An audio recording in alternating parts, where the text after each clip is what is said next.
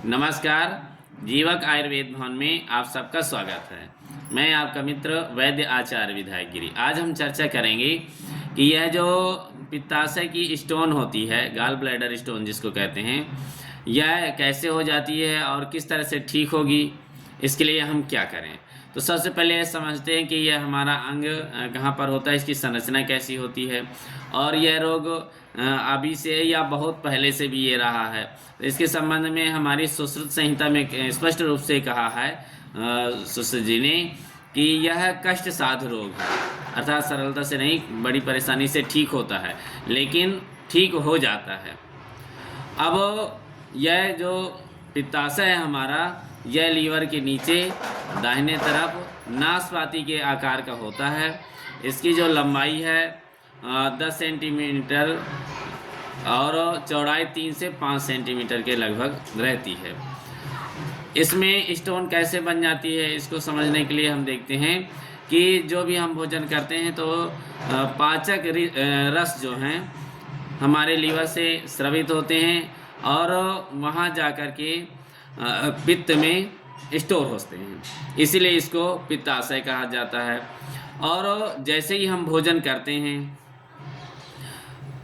वह भोजन हमारे अमाशय से आगे खिसकता है छोटी आंत में, तो यह पित्ताशय से जो पित्त है स्रवित होता है और जो फैट होता है उसको पचाने के लिए छोटी आंत में भोजन के साथ में मिश्रित होता है और फैट को पचाता है। अब जैसे हमारे पित्ताशय में पथरी बन गई है, तो यदि बनी है तो उससे कोई परेशानी नहीं होती है, लेकिन जब वही पथरी हमारी पित्तवाहिनी नलिका में आकर के पित्तवाहिनी में आकर के फंस जाती है और पित्ताशय जब पित्त वहाँ से स्रवित होता है तो वह अवरोध के रूप में काम करता है, जिससे भयंकर दर्द होता है और हमारा जो फैट है, वसा है, उसके पाचन में भी समस्या आने लगती है। तब इसको कैसे ठीक करें, और यदि वह पथरी जो फंसी हुई है पित्तवाहिनी में, जैसे ही वो खिसक कर आगे आ जाती है तो वह दर्द कम हो जाता है। तो इसके लिए जब यह दर्द होगा तो इतना भयंकर दर्द होता है, इतना भयंकर कि रोगी सोचता है कि अब मेरे प्राण ही चले जाएंगे, इतना भयंकर दर्द होता है और वह एकदम छटपटाने लगता है। कभी कभी ऐसा भी होता है कि रोगी का जी मिचलाता है, उल्टी होती है और अफारा रहता है, अर्थात भोजन पचता नहीं है। जैसे वो भोजन करेगा तो उसका पेट बहुत भरा भरा सा महसूस होता है, बहुत परेशानी महसूस करता है। और यह ऐसा नहीं कि केवल बड़ों में हो रहा है, अब तो जैसा खान पान बदला है उसके कारण से यह अब रोग बच्चों में भी देखा जा रहा है। तो इसलिए खान पान को हमें क्या करना है, ठीक रखना है और इसके साथ ही हमें सावधान भी रहना है। अधिकतर जैसे हम बहुत देर तक भोजन करते हैं, अर्थात देर रात तक जाकर फिर भोजन करते हैं, या कभी ऐसा भी होता है कि भोजन करने का समय हो गया, भूख नहीं, हमने भोजन कर लिया, अब दूसरा भोजन करने की बारी आई या जो भी कुछ दूसरी चीज़ें हम खा रहे हैं, उसमें क्या हुआ कि भूख नहीं लगी है और हमारा पहला भोजन पचा भी नहीं है, फिर भी हमने दोबारा खा लिया, तो उसके कारण भी यह बनती है। दूसरा कारण है कि जो हमारा कोलेस्ट्रॉल होता है वह सूख जाता है, वहाँ जब बढ़ा हुआ होता है पित्ताशय में, तब वो छोटी सी पथरी बनती हैं। और इसके साथ में जब वात बढ़ा हुआ होता है तो हमारे जो पित्त वहाँ है तो पित्त को ही सुखा देता है, उसके कारण भी पथरी बनती है।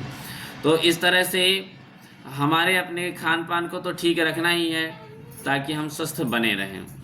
अब इसको कैसे ठीक करें, तो ये जो आप दो औषधियाँ देख रहे हैं, तो इसमें एक आपका है योग पित्ताश्मनी नाशक योग प्रथम और ये पित्ताश्मनी नाशक योग सेकंड अर्थात द्वितीय है। तो अभी हमने रोगियों में देखा कि जब इसका सेवन करते हैं तो धीरे धीरे जो कष्ट हो रहा होता है, जैसे हमने बताया कि पित्तवाहिनी है उसमें जब पथरी फंसती है तो उसके कारण होता है, अवरोध के कारण दर्द होता है। तो जैसे ही हम इन औषधियों का सेवन करते हैं तो दर्द में आराम होने लगता है, अर्थात तो जो कष्ट से है वो बच जाते हैं। और धीरे धीरे औषधि सेवन करते रहें तो वह पथरी जो है घिसने लगती हैं। पथरी की जो साइज होती है तो कम से कम आलपिन की जो नोक होती है उसके बराबर से लेकर के अखरोट के साइज तक की भी होती हैं। और धीरे धीरे क्या होता है कि उनमें परत दर परत चढ़ती चली जाती है और उनका साइज बढ़ता चला जाता है।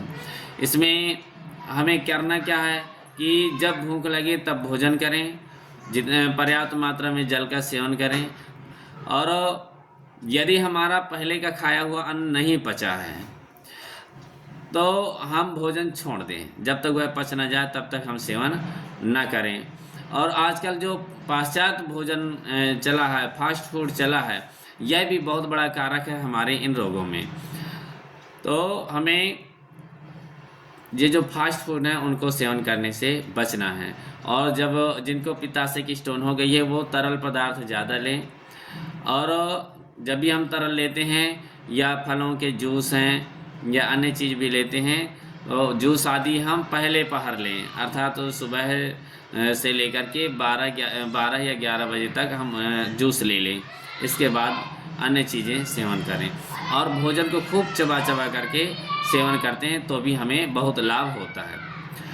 तो जिन बंधुओं को समस्या है और जो केवल जिनको डॉक्टर ने ऑपरेशन ही कह दिया है, क्योंकि अभी तक हमने देखा कि जिनको ऑपरेशन कहा गया है उन रोगियों में भी हमने इसका प्रभाव देखा है, बहुत सुंदर आ रहा है। तो ऑपरेशन से यदि आप बचना चाहते हैं तो आप ये पित्ताशय नाशक योग प्रथम और द्वितीय इनको सेवन करें और इस समस्या से आप पूरी तरह से निजात पाएँ।